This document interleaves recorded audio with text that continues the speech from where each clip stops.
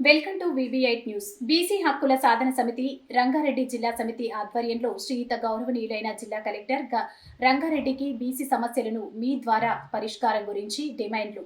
దేశ జనగణనలో కులగణన జరపాలి. పార్లమెంట్ సమావేశంలో బీసీలకు 50% చట్టసభలు రిజర్వేషన్ బిల్లులు పెట్టాలి, అమలుపరచాలి. కేంద్రంలో బీసీలకు ప్రత్యేకమైన మంత్రిత్వ శాఖ ఏర్పాటు చేయాలి. 2 లక్షల కోట్లతో బీసీ సంక్షేమ అభివృద్ధి కొరకు బడ్జెట్లో నిధులు కేటాయించాలి. రాష్ట్రంలో బీసీ జనాభా ప్రాతిపాదికన స్థానిక సంస్థల రిజర్వేషన్ కల్పించి ఆ తర్వాతనే ఎన్నికలు నిర్వహించాలి. బడ్జెట్లో నిధులు జనాభా ప్రాతిపాత్రం కేటాయించి ఉపాధి అభివృద్ధికి ఖర్చు చేయాలి. సబ్సిడీ రుణాలు ఉత్పత్తిదారులకు అందించాలి. బీసీ అట్రాస్ చట్టాన్ని రూపొందించమని చేయాలి. అన్ని జిల్లా కేంద్రాలు బీసీ భవనాలు నిర్మించాలి.